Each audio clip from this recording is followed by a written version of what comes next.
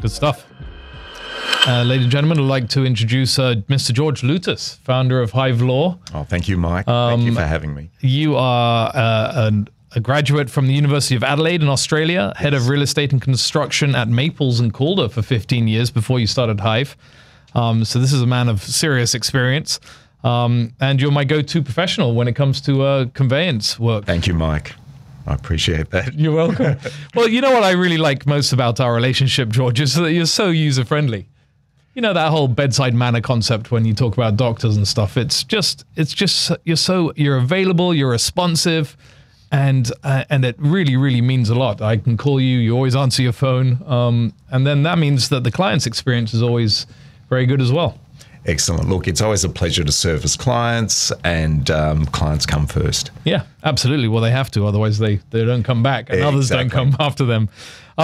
George, we both founded our businesses in Cayman, and whilst we know it's a bit of a haul sometimes setting up a business, there's a lot of moving parts: trade and business licenses, hiring, recruitment, you know, the whole thing. What stood out most to you about? Well, first of all, 15 years of Maples and Calder. What made you set up Hive? Well, I mean, I was very happy at Maples and Calder for all those years, but there was a time, and it was time to move on, I thought. It was during the pandemic, and I needed some flexibility. I have my children who live in the United States, and I thought, look, I needed some more flexibility traveling backwards and forwards. Yeah, that's right. I wanted to set up a firm which was remote and promoted remote working. And that was really the ethos behind it. And that's the ethos of Hive, to promote remote working for everyone.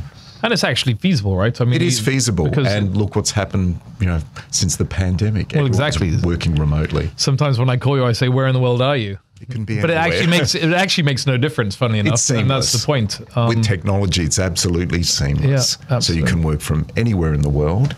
And as long as the technology is there to back you up, that's fine in terms of client service.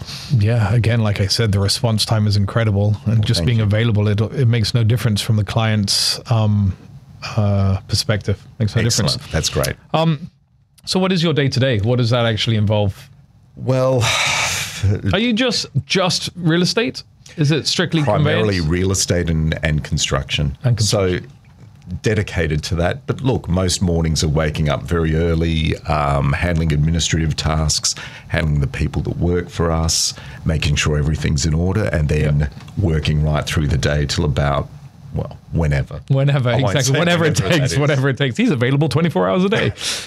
Actually, one of the things that I remember when we met up in Tampa, I was up there with my brother and we had that coffee meeting. Do you remember? I do remember that. That's great, yes. And over the years, I've obviously come to get to know you a bit better. But what I really admire about you is your consistency with exercise, right? That's dropped maybe not right now. 8 weeks. Okay. No, come on, George. You're consistent with your exercise. I mean, you're like that too. So look, that's a lifestyle decision, obviously, because having dedication or discipline in terms of exercise translates to the workplace too. I know you're very much like that. I'm such a firm believer that you've got to look after number one. Look after yourself. It not only gives you the ability to handle stressful situations and coping skills in difficult times, but also just a general consistent steadiness when it comes to running a business. Because as we both realize, that there's a lot of moving parts. It's actually can get kind of difficult at times. You know, they said start a business. They said it would be fun. It's not fun in the sense that it's a great responsibility. Yeah. Exactly. It can be fun. It is fun at times, but there's that element of responsibility and dedication. Yeah. And it turns into 24/7 as a result of your responsibility. Yeah, absolutely. So what current trends have you noticed about, the current economic situation as we have come to experience, all of us? Right.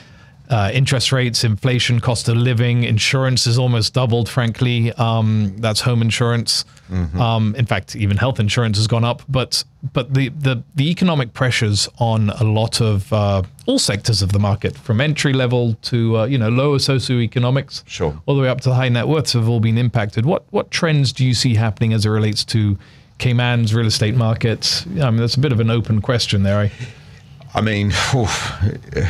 The market has changed significantly over the past 12 months.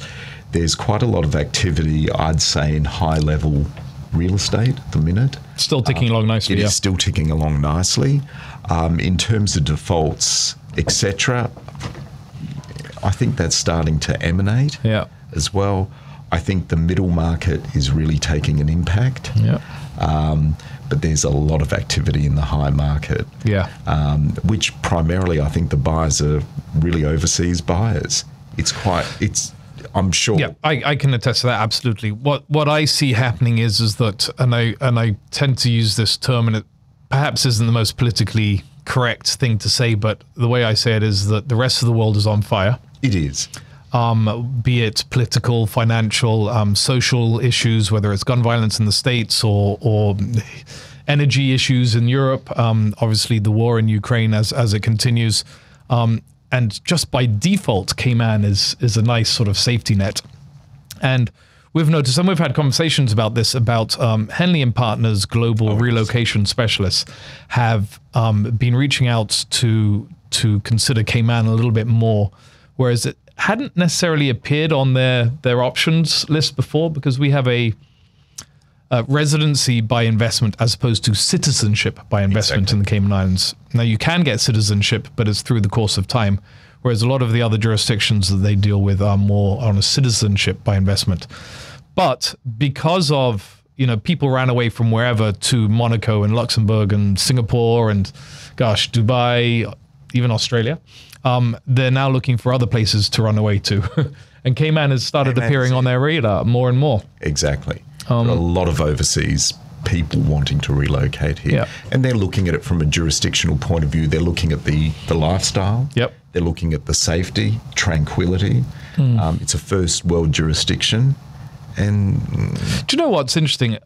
I've noticed the conversations over the years have evolved a little bit more. We've always said Cayman's, safe and nice to live in and everything, but the priority on a lot of people's lists, these high net worth individuals that are considering Cayman, is safety. It is. It's suddenly shot up higher and higher to be it's a higher priority than ever before, and it's something that perhaps we've always known that Cayman's a very safe place, but we perhaps took it for granted. I think that's right, and quality of life as well. And well, that brings quality of life. That brings the comfort of just knowing that, generally speaking, you're safe. You can leave your car door unlocked. Perhaps you shouldn't, because there are still humans around. As Attenborough said that humans are parasites on Mother Earth, which I suppose is not that wrong when there's 8 billion plus of us. Go figure. That's a different conversation for a different day. But Cayman's safety and lifestyle were multi-international, and I think there's something like 150 or 160 different sporting associations. About 15 years ago, the Cayman Islands Red Cross was ranked as the #1 Red Cross generator of donations per capita in the world, in the Red Cross network. So we're a very generous, wealthy island. Not to say we don't experience the usual social diseases, be it the divide between rich and poor and stuff. That's a never ending situation. But by all accounts, Cayman is just an incredible place. Definitely. I'm from here, as you know, and I've had the privilege of being able to travel to many parts of the world, and wherever I go, I ask myself the same question: could I live here? Could I raise a family here? Could I work here? Could I enjoy this environment? And there are many, many wonderful places around the world, but somehow Cayman always seems to trump it. Perhaps there's the level of comfort and familiarity, but it just seems like it's easy, it's convenient, it's safe, it's clean, the police don't carry guns, There are a lot of positive ingredients here, and that's the best way to put it, I'd say.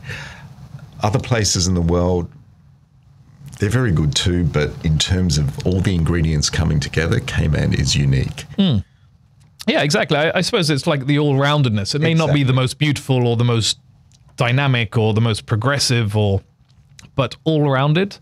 It's pretty much, it ticks the lion's share of the boxes that you would want to run a business, live, raise a family, invest. And that's why we're seeing, I'd say, a lot of interest from overseas at the moment.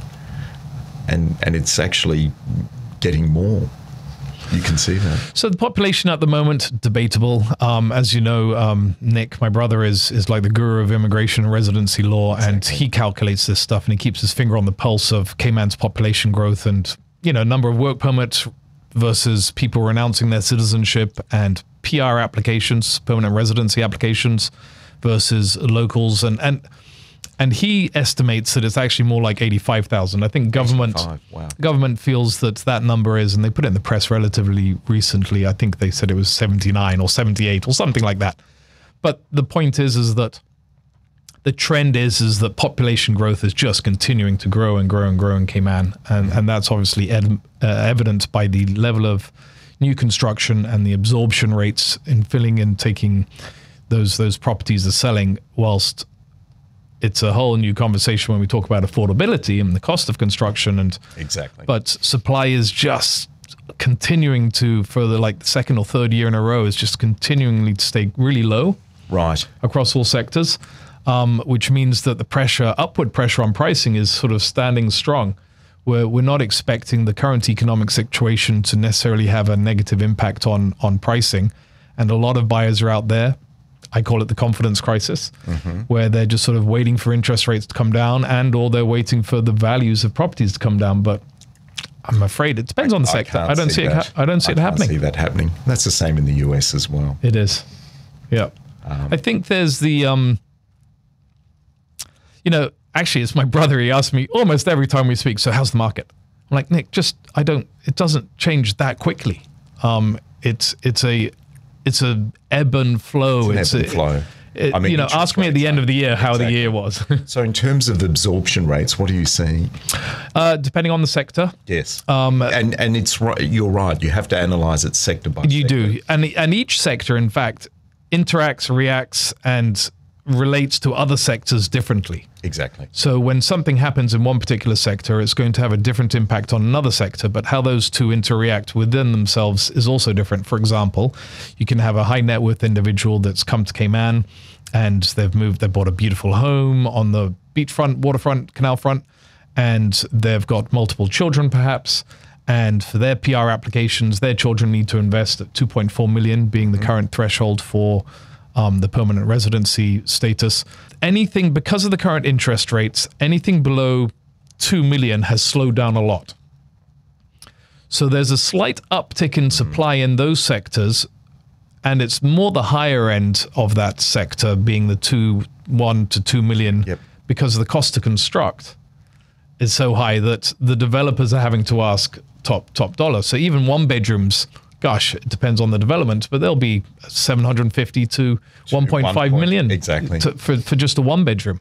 So what's that's doing is pushing people further and further out, which is creating more and more activity in the eastern districts. Right. So just outside of town, like Prospect or Red Bay, which is before Prospect, is starting to see a lot more activity, but it's just ticking along at the moment. Right.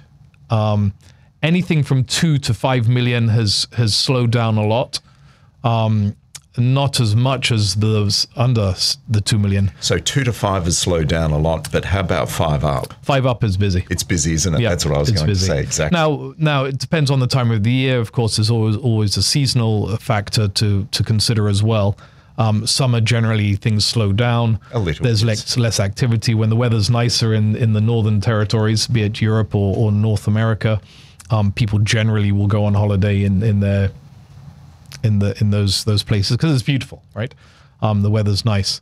But when things start towards the end of the year, we're projecting Q4 2023 is going to be a busy time. Exactly. And it's been quite a busy year for all of us, I'd say. It has, again, depending on the sector. So So do you generally only deal with, I suppose I only deal with you when it comes to high net worth stuff.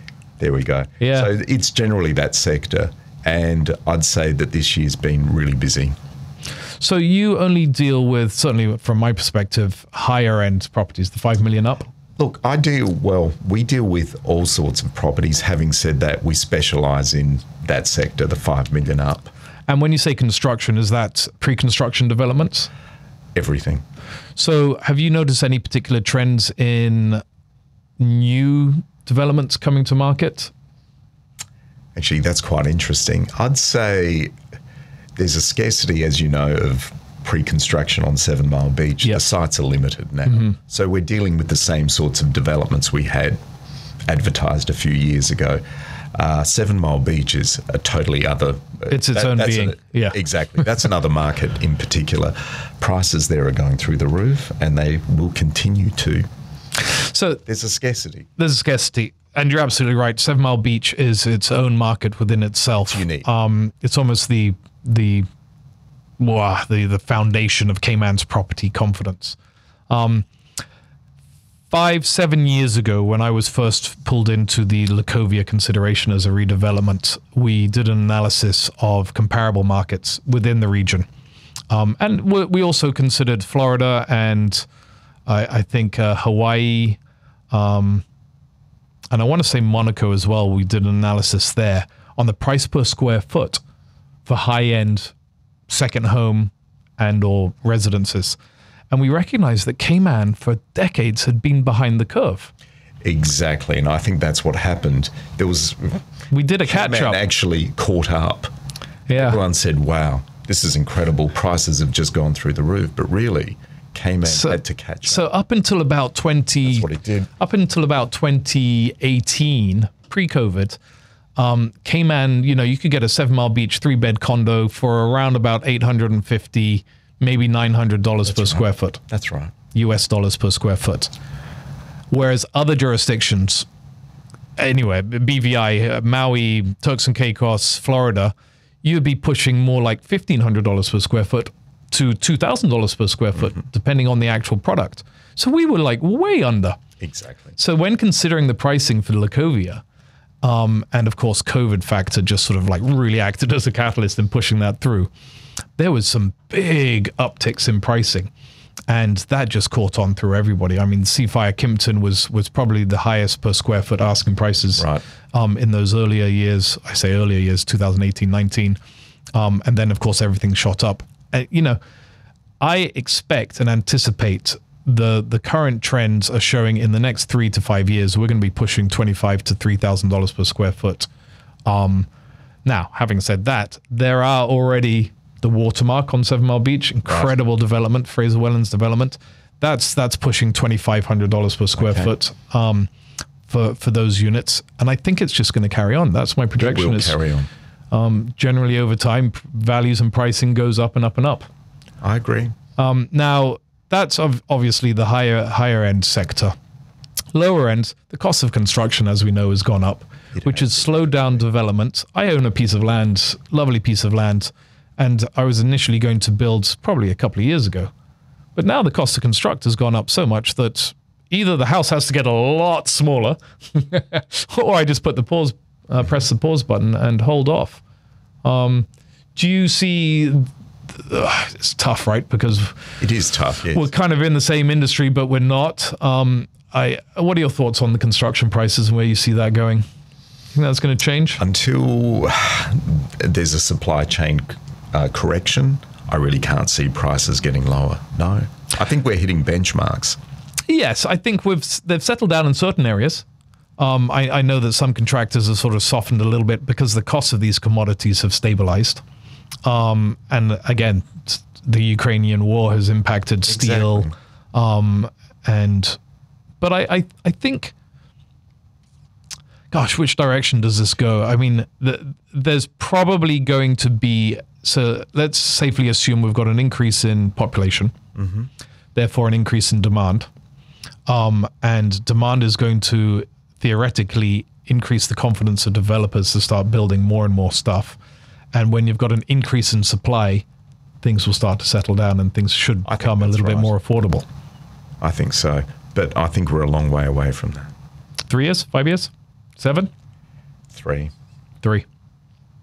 Yeah, it's a... and let's not talk about interest rates too. They're not going anywhere for a while, I don't think. Interesting. Okay, so my theory is that this month the Fed are going to do their next review. Okay. Because of the confidence crisis, as I call it, they'll probably not do any changes. If they do a zero change on this next Fed meeting on interest rates, I see that as almost an indicator that we've probably reached the peak. And the confidence will then start to come back with a ton of buyers that have been on the fence saying, I'm not going to buy now. It doesn't make sense. I can't afford that level of that interest, the cost. So they're just going to continue renting. But if they finally there's an indication that we've reached the peak, then I'm going to see almost like the confidence floodgates are going to open, and there's going to be not a rush, but a certain marked increase, a shift in the number of buyers coming back to the market, which of course impacts the supply, and that supply is going to be depleted even more than it already is. And then we'll see upward pressure on pricing again. I mean, what I can see also in the US market, people just can't buy houses anymore. They can't afford them. People are renting, and rents are going up. And rent's going up, and you're paying somebody else's mortgage every time you pay your rent. I mean, I remember I think it's in Brickell in Miami, rents used to be $2,000 for a condo, or $2,500. Now they're about $5,000 or $6,000. Yeah. Yeah, and the same thing's happening in Cayman, frankly, Same things in Cayman. It's pushing people further. I know that certain hotel chains here in Cayman have had real issues after COVID trying to bring in hospitality staff. Yes. They had real issues finding accommodation for their staff. And what they found is that people are paying really top dollar for something that is no longer in a convenient location. So now they're further and further out. Exactly. And they're trying to double down on the number of people staying in, so you're sharing with a bunch of people. And that lifestyle isn't necessarily as pleasant as possible. And then the hospitality staff leave. So there's been some hiring issues for those chains, the hospitality industry. Listen, it's not all doom and gloom. I think we've probably got, these are the natural growing pains of our country, our economy, our society, our population growth. It brings stuff with it, and it's an ever-changing situation. Exactly. Yeah. I have every confidence that we're bound for glory.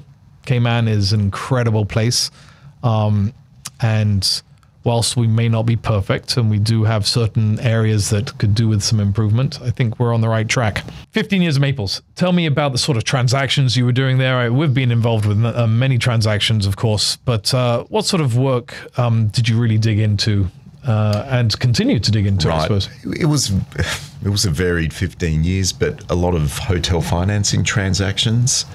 I think, from memory, we transacted the Westin in terms of the financing about 5 or 6 times. I think the Marriott financing 3 or 4 times. Right. There was a huge matter we did for 54 parcels of land on the 7 Mile Beach Belt. That was about £130 million. That was quite interesting. You said pounds? Pounds. Yes, it was pounds sterling. Was it really? It was. That was very interesting. Developments. There was one excellent developer we did work for. Oh, Vista Del Mar. I used to do work. Guillermo Freitag. Exactly. He was a lovely gentleman. Bless him. He's passed on now. His family are still investors in Cayman, and I correspond with them at the moment with different factors, different bits and bobs. But was he not the a family member, a relative of the Jose Cuervo? He was, right? And he was born in Tequila, in the town of Tequila in Mexico. He was a larger-than-life character. Oh, what a character. He's a tough guy. Tough guy, but very fair as well. Yeah. Excellent client. Excellent. Larger-than-life. Lovely guy. Imposing physically, too. Imposing, yeah, a really big figure. 6'2" Mexican. Yeah. But yeah, that was an incredible development. He bought a chunk of land from the Austrian group, right? Because the Japanese originally did Vista Del Mar, or the Cayman Islands Yacht Club. Exactly. Japanese sold it to an Austrian group. Gosh, I remember all of them. Steinkogler and Eichinger, clients of my dad. Right. And then Guillermo Gil bought that from the Austrians, Stone Island, and Vista Del Mar. Stone Island. And he had a really strict, and I kind of admired this. His Mexican influence came into that development where he said, no, we need large chunks of land with a minimum buffer of 20 feet between each lot so that no homeowner could build on their 20-foot boundaries. So there was always a 40-foot boundary. Minimum lots were at least half an acre. That's right. And they all had to have terracotta roofs. I do remember that. The Spanish barrel tiles. That's the Spanish barrel tiles, exactly. And the resulting effect was that it was kind of a same feel, but whilst unique homes within the development behind those gates. And it created this sort of prestige as one of Cayman's first gated communities. And it continues today to be an excellent environment, community to live in. It does. Yeah. And I think they've constructed everything on there, right? There's only a few parcels that are left because what some people did, they bought the land opposite so that they wouldn't have a direct neighbor. I see. And that's where they keep their, a mini guest house perhaps, or their boat on the canal side. But yeah, a great development. And that's when we first met, I think, initially, wasn't it? That's when we first met doing Vista Del Mar. Doing Vista Del Mar transaction. But, great client, lovely family, very good developer, excellent developer too. Strict man, tough man, like we said, strong handshake.